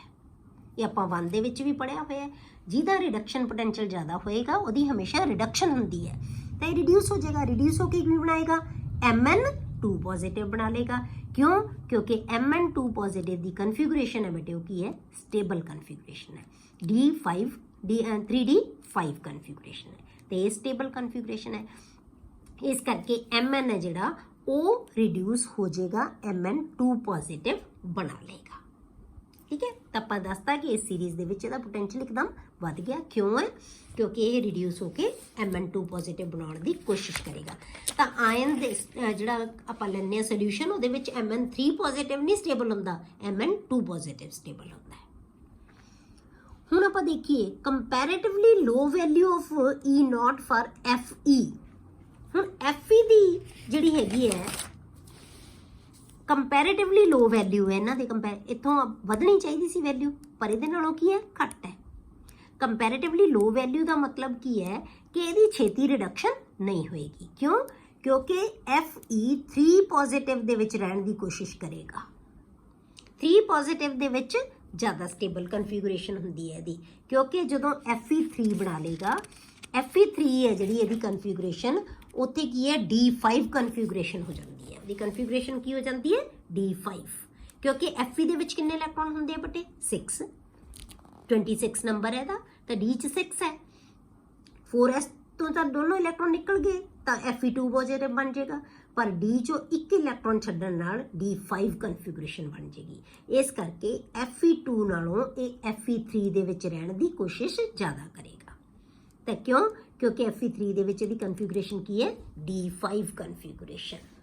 ਇਸ ਕਰਕੇ ਇਹਦੇ ਵਿੱਚੋਂ ਇਹਦੇ ਨਾਲੋਂ ਵੈਲਿਊ ਇੱਕਦਮ ਲੋ ਹੋ ਗਈ, ਘਟ ਗਈ ਇਹਦੇ ਨਾਲੋਂ ਵੈਲਿਊ, ਕਿਉਂਕਿ ਇਹ ਜ਼ਿਆਦਾ ਰਿਡਿਊਸ ਹੋਣ ਦੀ ਕੋਸ਼ਿਸ਼ ਨਹੀਂ ਕਰੇਗਾ। क्यों नहीं करेगा? क्योंकि 3 पॉजिटिव दे विच इहदी ऑक्सीडेशन जिहड़ी इहदी कन्फिगरेशन है वो की है स्टेबल कन्फिगरेशन है 3 positive they which. If E not हुण तुसीं याद की रखना है, बस ध्यान ये दिओ, if E naught value is more positive, जे ई नॉट दी वैल्यू ज़्यादा पॉजिटिव है it means M3 positive ions are less stable. क्यों? क्योंकि वो रिड्यूस हो जाएगा। M3 पॉजिटिव आयन की है लैस स्टेबल है जे ਉਹਦੀ वैल्यू ज़्यादा है दैन M2 पॉजिटिव आयन। ਆਪਾਂ ਕੀ ਕਿਹਾ ਸੀ ਕਿ ਆਪਾਂ ਇਹੀ ਚੀਜ਼ ਪੜ੍ਹੀ ਸੀ ਨਾ ਕਿ ਆਪਾਂ ਦੱਸਣਾ ਹੈ ਕਿ ਇਹ ਜ਼ਿਆਦਾ ਸਟੇਬਲ ਹੈ ਕਿ ਇਹ ਜ਼ਿਆਦਾ ਸਟੇਬਲ ਹੈ, ਤਾਂ ਆਪਾਂ ਰਿਡਕਸ਼ਨ ਪੋਟੈਂਸ਼ੀਅਲ ਦੇਖ ਕੇ ਦੱਸਾਂਗੇ ਕਿ ਇਹ ਜ਼ਿਆਦਾ ਪੋਜ਼ਿਟਿਵ ਹੈ ਜਾਂ ਇਹ ਜ਼ਿਆਦਾ ਪੋਜ਼ਿਟਿਵ ਹੈ। ਠੀਕ ਹੈ, ਤਾਂ ਕਿਹੜਾ ਤੁਸੀਂ E0 ਦੀ ਵੈਲਿਊ ਦੇਖ ਕੇ ਕੀ ਹੈ, ਜੇ ਤਾਂ ਜ਼ਿਆਦਾ ਪੋਜ਼ਿਟਿਵ ਵੈਲਿਊ ਹੈ ਤਾਂ ਇਹਦਾ ਮਤਲਬ ਉਹ ਰਿਡਿਊਸ ਹੋਣ ਦੀ ਟੈਂਡੈਂਸੀ ਰੱਖਦਾ ਹੈ, ਕਿਉਂਕਿ ਜਦੋਂ ਰਿਡਕਸ਼ਨ ਪੋਟੈਂਸ਼ੀਅਲ ਜ਼ਿਆਦਾ ਹੁੰਦਾ ਹੈ ਹਮੇਸ਼ਾ ਬੇਟੇ ਰਿਡਿਊਸ ਹੋ ਜਾਂਦਾ ਹੈ। ਇਹਦਾ ਮਤਲਬ ਉਹਦਾ M3 ਪੋਜ਼ਿਟਿਵ ਆਇਨ ਹੈ ਜਿਹੜਾ ਘੱਟ ਸਟੇਬਲ ਹੋਏਗਾ as compare to M2 positive ion. ठीक है, M2 पॉजिटिव आयन है जिहड़ा ओहदा ज़्यादा स्टेबल होएगा, M3 पॉजिटिव आयन ओहदा घट स्टेबल होएगा। इसी तरह दूसरी चीज़ की याद रखनी है, if E0 value is less positive या कह लो more negative it means M3 positive ions are more stable than M2 positive. जे पोटेंशियल घट है तो इसका मतलब वो की है रिड्यूस नहीं होएगा। रिड्यूस हमेशा कदों होएगा बेटे, जदों उदा रिडक्शन पोटेंशियल ज़्यादा होएगा। तो रिडक्शन पोटेंशियल ज़्यादा है तो M3 पॉजिटिव घट स्टेबल, 2 पॉजिटिव ज़्यादा स्टेबल। जे जिहड़ा इलैक्ट्रोड पोटेंशियल लैस नैगेटिव है या घट है या नैगेटिव है, सॉरी लैस पॉजिटिव है या नैगेटिव है, तो उदा M3 पॉजिटिव आयन ज़्यादा स्टेबल होएगा as compare to M2 positive ion. ठीक है, हुण आपां इहदे ही बेस ते बेटे आपां इहदियां कैमिकल रिएक्टिविटी देखते हैं। Chemical reactivity and E0 values. E0 value नूं देख के आपां इहदी रिएक्टिविटी दस्सांगे भी की रिएक्टिविटी है। The transition metals show wide variation in their chemical reactivity, क्योंकि E0 की वैल्यू के उत्ते E0 की वैल्यू भी डिपेंड करती है बट बहुत सारिया चीज़ों पर, उन्होंने आयनाइजेशन एंथैल्पीज़ के उत्ते, हाइड्रेशन एंथैल्पीज़ के उत्ते, सब्लिमेशन एंथैल्पी, ठीक है, सारिया चीज़ों के उत्ते। हुण आपां इन्हां दे विच्चों भी इन्हां दी रिएक्टिविटी है जिहड़ी वो वेरीएबल क्यों है? क्यों? क्योंकि उन्हां दी स्टेट्स वेरीएबल है, उन्हां दी आयनाइजेशन एंथैल्पीज़ वेरीएबल है, हर एक चीज़ जिहड़ी है उन्होंने इफेक्ट करती है। इसी करके उन्हां दी कैमिकल रिएक्टिविटी है जिहड़ी वो भी की होएगी, वेरीएशनस बहुत होणगीआं उहदे विच। The metals of first series with the exception of copper are relatively more reactive, क्योंकि सारियां दे जिहड़े रिडक्शन पोटेंशियल वो की सीगे बेटे नैगेटिव है, इस करके वो रिड्यूस होने की कोशिश नहीं करनगे। वो रिड्यूस नहीं होणगे, वो ऑक्सीडाइज फॉर्म जो कोई ऑक्सीडाइज फॉर्म च रहिंदी है कोई चीज़ का मतलब की होएगा बेटे वो रिएक्टिव होएगा। तो सारियां metals except copper are relatively more reactive and are oxidized by 1 molar H ions. तो ऑक्सीडाइज हो जाए मतलब कि हाइड्रोजन को रिड्यूस कर सकते हैं। एसिड्स दे विचों वो मिनरल एसिड्स दे विचों हाइड्रोजन को रिप्लेस कर सकते हैं। That is they are sufficiently electropositive. Electropositive है वो, इलैक्ट्रॉन लूज कर सकते हैं, मतलब ऑक्सीडाइज्ड फॉर्म दे विच एग्जिस्ट कर सकते हैं to dissolve in mineral acids. Acid दे विच मिनरल एसिड्स दे विच ऑक्सीडाइज फॉर्म दे विच आ जाणगे, आयनिक फॉर्म दे विच आ जाणगे ते H आयन ਉਹਦੇ ਚੋਂ रिप्लेस, मतलब H आयन ਦੀ ਥਾਂ ਆਪ ਲੈ ਲੈਣਗੇ। Okay, the general trend towards less negative E0 value, less negative ਜਿਨ੍ਹਾਂ ਦੀ less negative value ਹੈ for M2 positive to M। ਇਹਦੇ ਵਾਸਤੇ ਜਦੋਂ M2 ਪੋਜ਼ਿਟਿਵ ਟੂ M ਜਿਵੇਂ ਆਪਾਂ ਪਹਿਲਾਂ ਡਿਸਕਸ ਕੀਤਾ ਸੀ ਜਿਹੜਾ ਰਿਡਕਸ਼ਨ ਪੋਟੈਂਸ਼ੀਅਲ, ਉਹਦੇ ਵਿੱਚ ਜੇ ਆਪਾਂ ਨੈਗੇਟਿਵ ਵੈਲਿਊ ਲੈਸ ਲਈਏ ਅਕ੍ਰੋਸ ਦਾ ਸੀਰੀਜ਼ ਇਜ਼ ਰਿਲੇ, ਹੁਣ ਇਹ ਕਿਉਂ ਨੈਗੇਟਿਵ ਵੈਲਿਊ ਘਟਦੀ ਜਾਂਦੀ ਹੈ? ਆਪਾਂ ਕਿਹਾ ਨਾ ਕਿ ਨੈਗੇਟਿਵ ਵੈਲਿਊ ਲੈਸ ਹੁੰਦੀ ਜਾਂਦੀ ਹੈ। ਉਹਦਾ ਰੀਜ਼ਨ ਕੀ ਸੀ? ਆਪਾਂ ਉਹੀ ਚੀਜ਼ਾਂ ਜੋ ਆਪਾਂ ਪੜ੍ਹ ਚੁੱਕੇ ਹਾਂ, ਸਿਰਫ ਇਹ ਕੈਮੀਕਲ ਰਿਐਕਟੀਵਿਟੀ ਦਾ ਇੱਕ ਅਲੱਗ ਟੌਪਿਕ ਦਿੱਤਾ ਹੋਇਆ ਸੀ, ਇਸ ਲਈ ਆਪਾਂ ਡਿਸਕਸ ਕਰ ਰਹੇ ਹਾਂ। ਠੀਕ ਹੈ, ਬਿਲਕੁਲ ਉਹੀ ਚੀਜ਼ ਆਪਾਂ ਮਤਲਬ ਇਹ ਕਹਿ ਲਓ ਰਿਵਾਈਜ਼ ਕਰ ਰਹੇ ਹਾਂ ਉਹਨਾਂ ਚੀਜ਼ਾਂ ਨੂੰ ਹੀ। ਲੈਸ ਨੈਗੇਟਿਵ ਵੈਲਿਊ ਦਾ ਮਤਲਬ ਕੀ ਹੈ ਬੇਟੇ ਸੀਰੀਜ਼ ਦੇ ਵਿੱਚ ਕਿ ਜਿਹੜੀਆਂ ਦੋ ਆਇਨਾਈਜੇਸ਼ਨ ਥੈਰੇਪੀਜ਼ ਦਾ ਸਮ ਹੈ ਜਿਹੜਾ ਉਹ ਇਨਕਰੀਜ਼ ਹੁੰਦਾ ਜਾਂਦਾ ਹੈ, IE1 ਐਂਡ IE2। दोनों का सम है जिहड़ा वो वधदा जांदा है। Across the series is related to the increase in sum of the first and the second ionization enthalpies. तो जे इन्हां दी इंथैल्पीज वधदियां जाणगियां तो फिर की है लैस नैगेटिव वैल्यू होंदी जाएगी तो रिएक्टिविटी उन्हां दी घटदी जाएगी। E0 values of Mn nickel and zinc are more negative than the expected values। ये आप पहला डिस्कस किया है, मैं तुहानूं यही कहा कि रिवाइज ही करनी है चीज़ां आपां। Mn दी क्यों है बेटे जिहड़ी मोर नैगेटिव है, क्यों? क्योंकि Mn2 पॉजिटिव है, जिहड़ा नैगेटिव का मतलब की है कि Mn च नहीं कन्वर्ट होएगा, रिड्यूस नहीं होएगा ये नैगेटिव वैल्यू होने का मतलब, क्योंकि Mn2 पॉजिटिव की ऑक्सीडेशन जिहड़ी हैगी है इलैक्ट्रॉनिक कन्फिगरेशन वो की हुंदी है स्टेबल हुंदी है, D5 हुंदा है। इसी तरह Zn की भी बटे 2 पॉजिटिव ऑक्सीडेशन स्टेट दे विच इहदी भी नैगेटिव वैल्यू हुंदी है ज़्यादा रिडक्शन पोटेंशियल दी, क्यों? क्योंकि ये रिड्यूस नहीं होएगा, क्योंकि Zn2 पॉजिटिव दे विच ये स्टेबल कन्फिगरेशन बना लैंदा है, D दे विच 10 इलैक्ट्रॉन्स हुंदे हैं। इसी तरह निकल की नैगेटिव ज़्यादा हुंदी है। निकल की क्यों है? क्योंकि दी हाइड्रेशन एंथैल्पी है जिहड़ी वो ज़्यादा हुंदी है। ये कन्फिगरेशन नाल रिलेटेड नहीं, ये इहदी हाइड्रेशन एंथैल्पी है जिहड़ी वो ज़्यादा हुंदी है। ये तिन्ने चीज़ां आपां ये देतियां, पहला भी बिल्कुल यही चीज़ आपां लिखी हुई सी, वही चीज़ आपां दोबारा लिखी है। ठीक है, पहला मैं लिखी ही नहीं सी, इस करके इस पेज ते दोबारा लिखती हैं मैं ये नाल। तो ये पहला क्योंकि एक टॉपिक सीगा ये तो आपां डिस्कस करना बनता सी। ठीक है, हुण आपां देखिए E0 values for the redox couple M3 positive to M2 positive, मतलब जे आपां जिहड़ा आपां हुणे ही टॉपिक डिस्कस करके हटे हां कि M3 पॉजिटिव तो 2 पॉजिटिव जदों रिडक्शन पोटेंशियल है, हुण इहदे विच की चीज़ां किहड़ियां चीज़ां आपां इहदे विच देखणियां, की शो करदी है सीरीज़ जिहड़ी आपां पढ़ी सी हुणे, शोज़ दैट जिहड़ियां इहदियां वैल्यूज़ है किहड़े कपल दियां M3 positive to M2 positive, shows that Mn3 positive and CO3 positive ions are strongest oxidizing agents। ਹੁਣ ਇਹਦੇ ਨਾਲ ਰਿਲੇਟਡ ਕੁਐਸਚਨ ਆਉਂਦੇ ਬੇਟੇ ਤੁਹਾਨੂੰ ਕਿ ਇਹ ਚੀਜ਼ਾਂ ਨੂੰ ਤੁਸੀਂ ਪੜ੍ਹ ਕੇ ਯਾਦ ਰੱਖਣਾ ਹੈ ਕਿ Mn3 ਪੋਜ਼ਿਟਿਵ ਤੇ CO3 positive are oxidizing agents. Oxidizing agent ਕਿਹਨੂੰ ਕਹਿੰਦੇ ਆ ਬੇਟੇ? ਜਿਹੜੇ ਆਪ ਰਿਡਿਊਸ ਹੋ ਸਕਦੇ ਆ, ਜਿਹੜੇ ਆਪ ਰਿਡਿਊਸ ਹੋ ਸਕਦੇ ਆ। ਆਪ ਰਿਡਿਊਸ ਕਿਉਂ ਹੋ ਸਕਦੇ ਆ ਬੇਟੇ? क्योंकि इन्हां दे रिडक्शन पोटेंशियल ज़्यादा है। इन्हां दे रिडक्शन पोटेंशियल की है? बहुत ज़्यादा है। आपां हुणे पढ़े सी कि इन्हां दे रिडक्शन पोटेंशियल्स है जिहड़े आपां सीरीज़ दे विच पढ़े सी ते आपां हुणे देखे सी, तां रिडक्शन पोटेंशियल है जिहड़े वो की है ज़्यादा है। ठीक है, Mn दा भी ते CO दा भी, ते बहुत ईजीली रिड्यूस हो सकते हैं। इन्हां दे रिडक्शन पोटेंशियल बहुत ज़्यादा है, इसे करके Mn3 पॉजिटिव काहदे च रिड्यूस हो जाएगा? Mn2 पॉजिटिव दे विच। इसी तरह CO3 पॉजिटिव किहदे च कन्वर्ट हो जाएगा? CO2 पॉजिटिव दे विच, क्योंकि दोनों दे रिडक्शन पोटेंशियल की है ज़्यादा है। इसे करके हुण तुसीं याद रखना है कि Mn3 positive and CO3 positive why are these strongest oxidizing agents. कि इन्हां नूं स्ट्रोंगेस्ट ऑक्सीडाइजिंग एजेंट क्यों कहने हैं?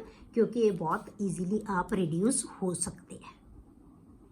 ਇਹਦਾ ਰੀਜ਼ਨ ਵੀ ਸਾਨੂੰ ਪਤਾ ਹੈ ਕਿ ਇਹਦਾ ਤਾਂ ਪਤਾ ਨਾ ਕਿ Mn3 ਪੋਜ਼ਿਟਿਵ ਕਿਉਂ 2 ਪੋਜ਼ਿਟਿਵ 'ਚ ਜਾਣ ਦੀ ਕੋਸ਼ਿਸ਼ ਕਰਦਾ ਹੈ, ਕਿਉਂ ਉਹਦਾ ਰਿਡਕਸ਼ਨ ਪੋਟੈਂਸ਼ੀਅਲ ਜ਼ਿਆਦਾ ਹੈ? ਕਿਉਂਕਿ Mn2 ਪੋਜ਼ਿਟਿਵ ਦੀ ਜਿਹੜੀ ਇਲੈਕਟ੍ਰੋਨਿਕ ਕਨਫਿਗਰੇਸ਼ਨ ਉਹ ਕੀ ਹੈ? ਸਟੇਬਲ ਹੈ। ਠੀਕ ਹੈ, ਦੂਸਰਾ ਹੁਣ ਇਹ ਤਾਂ ਰਿਡਿਊਸਿੰਗ ਜਿਹੜੇ ਹੈਗੇ ਆਕਸੀਡਾਈਜ਼ਿੰਗ ਏਜੰਟ ਹੈ। ਹੁਣ Ti2 positive, V2 positive and Cr2 positive are strong reducing agents. ये रिड्यूसिंग एजेंट है, मतलब कि आप ऑक्सीडाइज होंगे है, ये आप ऑक्सीडाइज होंगे है and will replace hydrogen from dilute acids. Acids दे विचों ये उन्होंने एच आयन नूं रिप्लेस कर देंगे है, आप उहदी थां ले लेंगे है। Cr2 positive plus 2 electrons, Cr 1 electron दे देगा, किनू दे देगा? हाइड्रोजन नूं। हाइड्रोजन गैस दे विच कन्वर्ट कर देगा, आप ऑक्सीडाइज हो गया, 3 फॉर्म दे विच आ गया। हुण ये आप ऑक्सीडाइज हो सकते हैं, इस करके ये रिड्यूसिंग एजेंट है। ये आप रिड्यूस हो सकते हैं, इस करके ऑक्सीडाइजिंग एजेंट्स है। ठीक है, हुण ये क्यों रिड्यूसिंग एजेंट है, ये क्यों आप ऑक्सीडाइज होंगे हैं? क्योंकि इन्हां दे रिडक्शन पोटेंशियल की है बेटे? बहुत घट है, नैगेटिव है। तो जिहदा नैगेटिव रिडक्शन पोटेंशियल होएगा वो की होएगा? ऑक्सीडाइज ही रहेगा। ਉਹ ਰਿਡਿਊਸ ਨਹੀਂ ਹੋਏਗਾ। ਰਿਡਿਊਸ ਹੋਣ ਵਾਸਤੇ ਰਿਡਕਸ਼ਨ ਪੋਟੈਂਸ਼ੀਅਲ ਜ਼ਿਆਦਾ ਹੋਣਾ ਚਾਹੀਦਾ ਹੈ। ਇਹਨਾਂ ਦਾ ਰਿਡਕਸ਼ਨ ਪੋਟੈਂਸ਼ੀਅਲ ਕੀ ਹੈ ਬੇਟੇ? ਬਹੁਤ ਘੱਟ ਹੈ। ਇਸ ਕਰਕੇ ਇਹ ਆਕਸੀਡਾਈਜ਼ਡ ਫਾਰਮ ਦੇ ਵਿੱਚ ਹੀ ਰਹਿਣਗੇ। ਇਹ 3 ਫਾਰਮ ਦੇ ਵਿੱਚ ਬਣਨ ਦੀ ਕੋਸ਼ਿਸ਼ ਕਰਨਗੇ। ਤਾਂ ਫਿਰ ਕੀ ਹੈ? ਇਹ 2 ਜਿਹੜਾ Ti2 ਹੈ ਜਾਂ V2 ਪੋਜ਼ਿਟਿਵ ਹੈ ਜਾਂ Cr2 ਪੋਜ਼ਿਟਿਵ ਹੈ, ਇਹ ਇਲੈਕਟ੍ਰੋਨ ਲੂਜ਼ ਕਰਕੇ 3 ਆਕਸੀਡੇਸ਼ਨ ਸਟੇਟ ਦੇ ਵਿੱਚ ਜਾਣਗੇ, ਆਕਸੀਡਾਈਜ਼ ਹੋਣਗੇ ਇਹ। ਇਸ ਕਰਕੇ ਰਿਡਿਊਸ, ਜਦੋਂ ਆਕਸੀਡਾਈਜ਼ ਹੋਣਗੇ ਤਾਂ ਇਲੈਕਟ੍ਰੋਨ ਲੂਜ਼ ਕਰਨਗੇ, ਜਦੋਂ ਲੂਜ਼ ਕਰਨਗੇ ਤਾਂ ਦੂਸਰੇ ਨੂੰ ਇਲੈਕਟ੍ਰੋਨ ਦੇਣਗੇ ਤਾਂ ਉਹਨੂੰ ਰਿਡਿਊਸ ਕਰ ਦੇਣਗੇ, ਤਾਂ ਉਹਨੂੰ ਰਿਡਿਊਸਿੰਗ ਏਜੰਟ ਕਹਿੰਦੇ ਆ ਆਪਾਂ। ਤਾਂ ਇਹਦੇ ਨਾਲ ਰਿਲੇਟਡ ਕੁਐਸਚਨ ਆਉਣਗੇ ਬੇਟੇ ਤੁਹਾਨੂੰ ਕਿ Mn ਤੇ CO these are oxidizing, ਇਹਨੂੰ ਯਾਦ ਰੱਖਣਾ ਹੈ, ਆਕਸੀਡਾਈਜ਼ਿੰਗ ਏਜੰਟ ਹੈ। Ti, V and Cr these are reducing agents। ਤਾਂ ਯਾਦ ਰੱਖੋ, ਰਿਡਿਊਸਿੰਗ ਏਜੰਟ ਉਹ ਹੋ ਸਕਦਾ ਹੈ ਜਿਹੜਾ ਆਪ ਆਕਸੀਡਾਈਜ਼ ਹੋਏਗਾ। ਆਪ ਆਕਸੀਡਾਈਜ਼ ਉਹ ਹੋਏਗਾ ਜਿਹਦਾ ਰਿਡਕਸ਼ਨ ਪੋਟੈਂਸ਼ੀਅਲ ਘੱਟ ਹੋਏਗਾ। ਜਿਹੜਾ ਆਕਸੀਡਾਈਜ਼ਿੰਗ ਏਜੰਟ ਹੈ ਉਹ ਆਪ ਰਿਡਿਊਸ ਹੋਏਗਾ। ਰਿਡਿਊਸ ਉਹ ਹੋਏਗਾ ਜਿਹਦਾ ਰਿਡਕਸ਼ਨ ਪੋਟੈਂਸ਼ੀਅਲ ਜ਼ਿਆਦਾ ਹੋਏਗਾ। ਕਲੀਅਰ? ਹੁਣ ਬੇਟੇ ਜਿਹੜਾ ਲੈਕਚਰ ਹੈ ਬਹੁਤ ਲੰਬਾ ਹੋ ਜਾਣਾ ਹੈ, ਠੀਕ ਹੈ। ਇਸ ਕਰਕੇ ਇਹਦੇ ਨਾਲ ਜਿਹੜੇ ਰਿਲੇਟਡ ਕੁਐਸਚਨਸ ਹੈ, ਬਹੁਤ ਇਹਦੇ ਨਾਲ ਰਿਲੇਟਡ ਕੁਐਸਚਨਸ ਹੈ, ਉਹ ਆਪਾਂ ਨੈਕਸਟ ਲੈਕਚਰ ਦੇ ਵਿੱਚ ਡਿਸਕਸ ਕਰਾਂਗੇ। ਕਿਉਂਕਿ ਆਪਾਂ ਹਰੇਕ, ਇਸੇ ਮੇਰੀ ਕੋਸ਼ਿਸ਼ ਹੈ ਕਿ ਹਰੇਕ ਟੌਪਿਕ ਦੇ ਨਾਲ ਤੁਹਾਨੂੰ ਕੁਐਸਚਨ ਹੈ ਜਿਹੜੇ ਨਾਲ ਦੀ ਨਾਲ ਹੀ ਆਪਾਂ ਡਿਸਕਸ ਕਰਦੇ ਜਾਈਏ ਤਾਂ ਕਿ ਤੁਹਾਨੂੰ ਕਲੈਰਿਟੀ ਹੁੰਦੀ ਜਾਵੇ। ਤਾਂ ਆਪਾਂ ਹਰੇਕ, ਜਿਵੇਂ ਪਿਛਲੇ ਵੀ ਆਪਾਂ ਟੌਪਿਕਸ ਦੇ ਨਾਲ ਕੁਐਸਚਨ ਕੀਤੇ ਸੀ ਡਿਸਕਸ, ਇਸੇ ਤਰ੍ਹਾਂ ਆਪਾਂ ਇਸ ਟੌਪਿਕ ਦੇ ਨਾਲ ਰਿਲੇਟਡ ਜਿਹੜੇ ਕੁਐਸਚਨਸ ਆਪਾਂ ਨੈਕਸਟ ਲੈਕਚਰ ਦੇ ਵਿੱਚ ਡਿਸਕਸ ਕਰਾਂਗੇ।